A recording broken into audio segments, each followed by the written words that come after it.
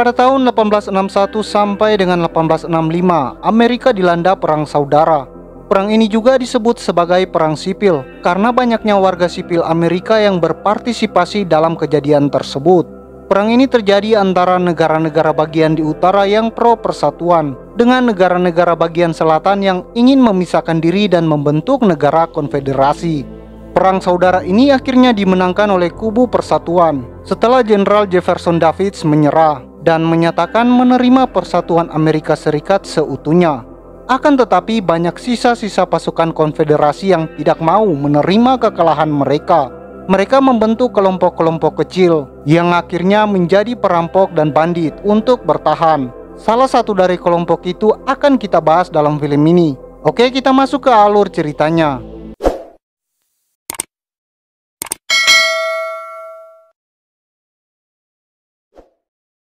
Scene diawali pada siang hari di sebuah kota di daerah New Mexico. Sekelompok orang memasuki kota dengan sangat tenang. Mereka adalah kelompok yang tidak menerima persatuan Amerika yang dipimpin oleh Kolonel Graff. Sudah beberapa lama kelompok ini menjadi momok yang sangat menakutkan di sekitar kota-kota di New Mexico.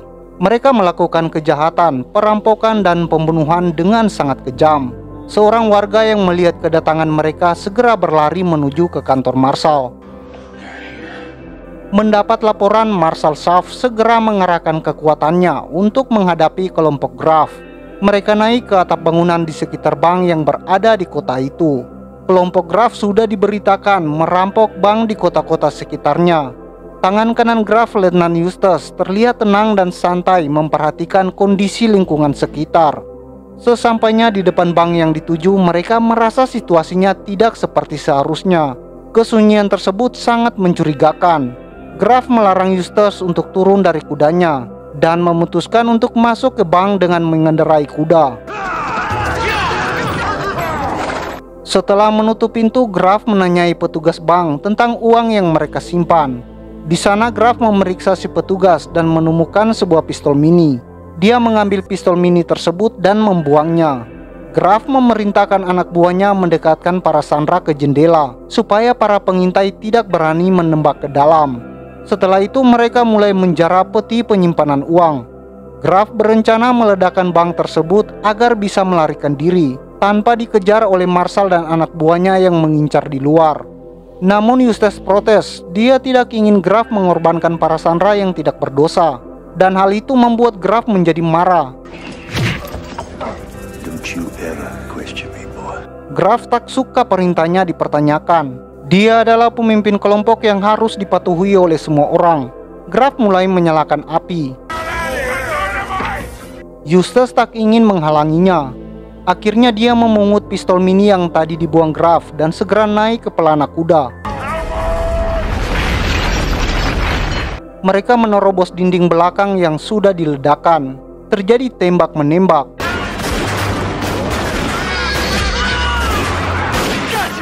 Tak lama kemudian bank tersebut meledak ke arah depan. Kelompok Graff melarikan diri menghindari tembakan. Marshal Schaff mulai membidik. Dia memperkirakan arah angin dan distorsi peluru. Kemudian Graff terkena tembakan, tapi dia terus memacu kudanya. Mereka melintasi lereng yang tandus, melarikan diri sejauh mungkin dari kota tersebut. Mereka mencoba menghilangkan jejak dengan memacu kuda di bebatuan. Mereka adalah orang-orang yang ahli dalam pertempuran. Di kaki sebuah bukit, Graff memeriksa para anggotanya. Loomis tertembak cukup parah, tapi dia menyatakan bahwa dia masih bisa meneruskan perjalanan. Seperti kebiasaan di tentara, Graff menghitung amunisi yang tersisa. Eustace mengusulkan agar mereka berhenti sebentar dan mengobati luka Loomis dan Graftonbury. Namun Graff tak mempedulikan usulan Eustace. Dia membuka sebuah peluru dan menaburkan mesiu di lukanya. Tindakan ini biasa dilakukan para tentara sebagai pertolongan pertama agar luka mereka tidak mengalami infeksi. Graff melanjutkan kudanya mendaki bukit kecil tersebut. Berbeda dengan anak buahnya yang merasa bahwa mereka sudah berada di posisi aman, Graff sangat yakin bahwa Marshal Sharp akan segera mengumpulkan orang-orang dan mengejar mereka. Loomis yang terluka berusaha mengendalikan kuda. Mereka terus mengikuti Graf dengan hati yang mulai mendongkol. Mereka menganggap Graf terlalu berlebihan karena tidak mau beristirahat sebentar untuk mengobati luka-luka mereka. Lovecraft berusaha mempengaruhi Eustace agar mau berhenti. Mereka mau mengikuti Eustace jika Eustace berani tidak mau mengikuti perintah Graf. Di sisi lain, Graf melihat anak buahnya mulai melemah.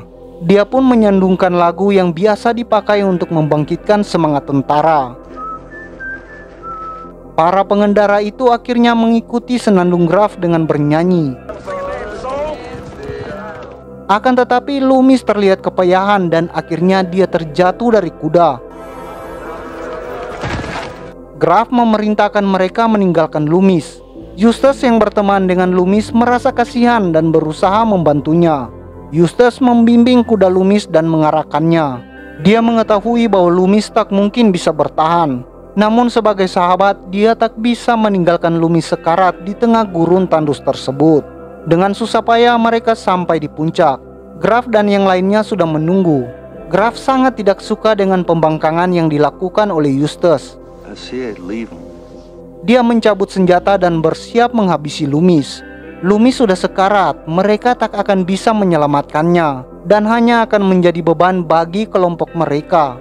Loomis sangat ketakutan. Eustace berusaha melindungi sahabatnya itu. Eustace melengkapi pembangkangannya dengan menembak Graf yang adalah pimpinannya sendiri. Semua pengendara kuda sangat terkejut melihat kejadian itu, tetapi mereka tidak bisa menyalahkan Eustace. Graf memang sangat diktator terhadap mereka selama ini. Malam itu mereka beristirahat dengan perasaan yang tak menentu. Di situ Eustace menceritakan masa lalu Kolonel Graf. Dulunya dia adalah seorang petani yang cukup kaya di daerah Mississippi. Tetapi perang telah merenggut kebahagiaannya, istri dan anak-anaknya dihabisi. Sejak saat itu dia berubah. Graf tak lagi menjadi orang yang humble. Kematian keluarganya menjadikannya mendendam terhadap kelompok persatuan. Dan dendam itulah yang menjadikannya seorang diktator seperti yang mereka kenal sekarang ini. Eustace tak begitu yakin bahwa dia sudah membunuh Graf. Dia berencana membawa kelompok mereka ke daerah Meksiko untuk menghindarkan diri dari para pengejar dan Graf sendiri yang mungkin saja masih hidup. Ternyata dugaan Eustace tidak meleset. Graf masih hidup. Hujan malam itu menyadarkannya dari pingsan. Pagi hari hujan masih mengguyur tempat itu. Sebuah senapan membangunkan Graf. Marshal Saff beserta para deputinya sudah berada di sana. Bahkan pemilik bank juga ikut bersama mereka dan meminta agar uangnya dikembalikan. Graf mengatakan bahwa anak buahnya sudah mengkhianatinya. Dia mau bekerja sama dengan para pengejar tersebut jika anak buahnya diberikan kepadanya. Graf berencana membalas perlakuan Eustace sebelumnya. Setelah mendapat kata sepakat, Graf bergabung dengan para pengejar. Namun dia tetap dibelenggu untuk menjaga semua kemungkinan. Di sisi lain, Eustace dan Pod berbeda pendapat tentang jalan yang harus mereka lalui. Eustace berencana menuju ke timur untuk menghindari para pengejar.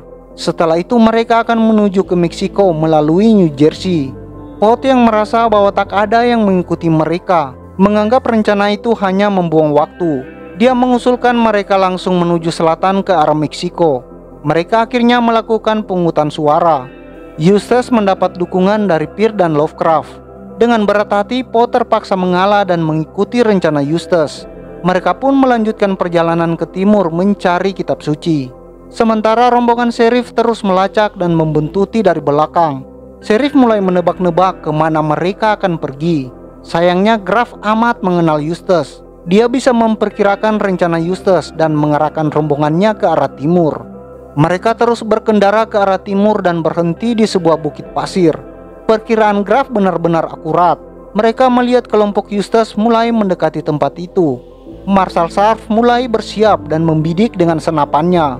Graf terlihat berusaha mengganggu konsentrasinya sehingga sang Marshal meleset. Walaupun kesal, Marshal Saff tak bisa berbuat apa-apa dan segera mengejar Eustace dan kelompoknya. Terjadi kejar-kejaran di antara dua kelompok tersebut. Kelompok Eustace yang ketakutan memacu kuda dengan gila-gilaan. Kelompok Marshal membagi kelompok untuk mengepung kelompok Eustace. Terjadi kejar-kejaran yang cukup lama. Akhirnya mereka sampai di sebuah aliran sungai dan kehilangan jejak. Marshal memutuskan untuk menyeberangi sungai, namun tiba-tiba Eustace yang merasa sudah berhasil mengacaukan para pengejar itu segera memerintahkan teman-temannya meninggalkan tempat tersebut. Kelompok pengejar mengalami banyak kerugian. Bahkan Marshal Sharp sendiri terbunuh dalam insiden itu. Para deputi kemudian mengatakan pada si bankir bahwa mereka tidak mau lagi meneruskan pengejaran. Kejadian itu membuat mereka berpikir bahwa nyawa mereka bisa melayang setiap saat, dan itu tak sebanding dengan hadiah yang ditawarkan. Graf mengusulkan bahwa jika mereka berhasil menangkap Eustace dan kelompoknya, maka jumlah hadiah yang seharusnya diterima oleh orang-orang yang sudah tewas akan dibagi rata untuk semua yang berjuang sampai akhir. Tawaran itu sangat menggiurkan para relawan tersebut. Akhirnya memutuskan untuk melanjutkan perburuan. Sementara itu Eustace dan kelompoknya berputar arah menuju ke selatan. Mereka mulai menghayal tentang kebebasan dan segala kesenangan yang akan mereka dapatkan di Meksiko. Namun tiba-tiba terjadi lagi aksi kejar-kejaran yang seru. Kali ini kelompok Eustace semakin panik karena rencana mereka semua terbaca dengan baik. Mereka kembali memacu kuda sekencang-kencangnya dan sejauh mungkin. Graf sampai di tempat mayat Phil. Dia menghalangi pria yang berencana mengambil kepala Phil. Bagaimanapun Phil pernah mengikuti Graf, dan Graf tak akan membiarkan mayat bekas anak buahnya itu menjadi rusak. Di sisi lain, Will merebut uang jarahan mereka dari Eustace. Kemudian Will berputar arah menuju kelompok Graf. Eustace dan yang lainnya mengejar Will yang bodoh itu. Will berencana mengembalikan uang itu agar Graf dan kelompoknya berhenti mengejar. Will meletakkan uang itu dan memberitahu Graf untuk berhenti mengejar. Si bankir segera mengejar dan memeriksa uangnya. Dia memang mendapatkan kembali semua uang itu, tapi Graf yang menyusulnya malah membuang kantong berisi uang tersebut. Bagi Graf, perburuan ini bukan tentang uang. Dia ingin menghabisi nyawa para anak buahnya yang sudah membelot sebagai pembalasan dendam. Dia juga mendorong bankir tersebut hingga jatuh ke jurang. Graf menembakkan pistolnya beberapa kali. Ketika para pengejar lain sampai di sana, Graf mengatakan bahwa Eustace menembak si bankir. Mereka melihat mayat bankir dan uang yang berserakan di dasar jurang. Kelompok tersebut kembali terpecah. Ada yang berencana menghabisi Graf dan membawa kepalanya yang berharga $12.000 tersebut kepada pemerintah. Tapi di antara mereka ada yang malah melindungi Graf. Mereka pun saling berperang sendiri, sementara Graf hanya menonton. Di sisi lain, Pot menghajar Will yang membuat mereka kehilangan hasil jarahan. Bahkan Loomis yang masih terluka ikut-ikutan memukulinya. Mereka sangat jengkel dengan kelakuan Will yang tak masuk akal itu. Sekarang mereka tak punya apa-apa, semuanya telah berakhir. Tiba-tiba Lovecraft melihat kelompok Graf kembali mendekat. Melihat itu, Eustace menyadari bahwa Graf memburu mereka bukanlah tentang uang. Ini adalah pembalasan dendam, dan Eustace lah orang yang paling ingin dihancurkan oleh Graf. Graf memacu kudanya dengan begitu cepat. Dia sudah gregetan untuk menghabisi para anak buah yang pengkhianat itu. Graf dan kelompoknya sampai di sebuah bar di tengah gurun. Mereka masuk untuk beristirahat dan memesan minuman. Ternyata Eustace sudah berada di sana dan mengajak Graf untuk berunding. Graf mengatakan bahwa tak ada ruang untuk gencatan senjata. Dia akan membalaskan dendamnya dengan menghabisi satu persatu orang-orang yang ingin dilindungi oleh bekas letenannya itu. Eustace orang terakhir yang akan dihabisinya. Eustace pun segera kembali ke kelompoknya. Dia menjelaskan bahwa sekarang situasi mereka sangat sulit, tapi Pot yang sedang emosi malah menantangnya. Kembali terjadi baku hantam di antara mereka. Mereka berdua pun bergelut dengan sangat intens, sementara yang lain hanya menonton pasrah dengan keadaan. Jual beli pukulan terjadi dengan sangat sengit. Dengan kemenangannya, Eustace menegaskan posisinya sebagai pemimpin baru dari kelompok itu. Setelah beberapa lama berjalan, sebuah tembakan menjatuhkan Loomis. Mereka kembali bertempur. Loomis menjadi target bulan-bulanan Graf. Tak ada pilihan lain bagi Eustace. Dia harus menghabisi Loomis untuk membebaskannya dari penyiksaan Graf. Eustace berusaha untuk menenangkan diri, tapi dia malah bertemu dengan Graf di sana. Graf hanya menembak seekor kuda dan kemudian menghilang. Will yang melihat bahwa yang mati itu adalah kudanya, menyadari bahwa dia adalah target Graf berikutnya. Keempat orang itu melanjutkan perjalanan dengan 3 ekor kuda, tapi kuda itu tak kuat menanggung beban Lovecraft dan Will. Tak ada pilihan lain, Will harus ditinggalkan. Will menyadari bahwa dia hanya menjadi beban bagi kelompoknya. Dia memilih menyerahkan hidupnya kepada takdir. Eustace memberikan sebuah pistol dan amunisi tambahan pada Will. Graf dan orang-orangnya mulai mendekati tempat itu. Mereka melihat Will yang terkutang-kutang sudah pasrah. Mereka pun menuruni bukit memacu kuda dengan buas. Mereka semakin mendekat sementara Will sudah menunggu. Will mulai mempersiapkan dirinya dengan tenang. Walaupun harus mati, dia ingin membawa beberapa orang bersamanya. Tembak-menembak pun dimulai. Dengan gagah berani, Will menghadapi para pengejarnya. Di sebuah tempat tinggi, Eustace memerintahkan kedua temannya untuk menunggu kelompok Graf. Sekarang mereka berada di tempat yang sangat strategis untuk melakukan penyergapan. Mereka mengamati sekitar, menunggu dengan cemas. Kira-kira Graf akan muncul dari sisi mana? Namun kelompok yang ditunggu tak kunjung muncul. Eustace pun merubah strategi dan meminta mereka untuk berpisah. Target utamanya adalah membunuh Graf jika ada kesempatan. Eustace turun ke lembah sementara 2 temannya mengitari sisi lain bukit dengan perasaan was-was dan penuh kesiapan. Namun beberapa saat mereka berkeliling, tak ada apa-apa yang muncul. Ketika Pot dan Eustace bertemu, seekor kuda mendekat. Itu adalah kuda Loomis yang membawa amunisi penuh. Sepertinya Graf sengaja melepaskan kuda itu.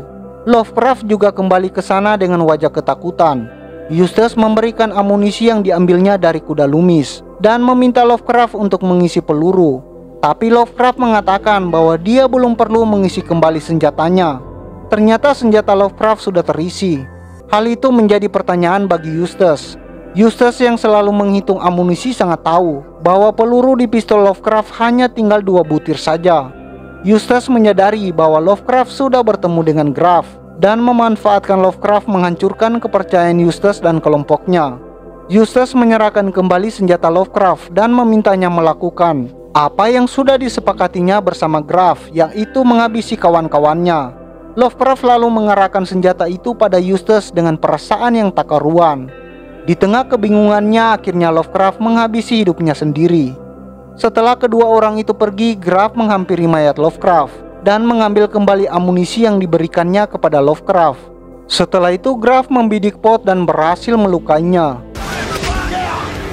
Eustace berusaha menguatkan Pot, tapi sesampainya di sebuah anak sungai, dia tak bisa lagi bertahan. Eustace tinggal sendirian. Dia harus memutuskan langkah terbaik. Hanya satu kesempatan lagi antara dia dan mantan kolonelnya itu. Kembali terjadi tembak-menembak. Sebuah peluru menembus dada Eustace. Tapi dia bisa masih menghabisi para pengejarnya. Akhirnya Eustace berhadapan dengan sang kolonel. Mereka kemudian memutuskan untuk berduel. Eustace lebih cepat, namun sayangnya pelurunya sudah habis. Graf tersenyum sinis dan mendekati mantan letnannya itu. Dia menodongkan senjatanya ke kepala Eustace. Namun justru Graflah yang tumbang. Pistol mini yang diambil Eustace waktu di bank menghabisi nyawa sang kolonel Graf. Eustace pun melanjutkan perjalanannya menuju ke Meksiko. Dan film pun berakhir. Dari film ini kita mendapat banyak pelajaran. Kesetiaan itu sangat penting. Janganlah mengkhianati teman seperjuanganmu. Kita juga harus lebih mendengar saran dari orang lain jika ingin berhasil. Yang lebih penting lagi, kalau mau jadi bandit harus berani mati dan tidak takut pada polisi. Semoga banyak bandit yang memburu para koruptor di Konoha. Sampai jumpa di alur cerita film berikutnya.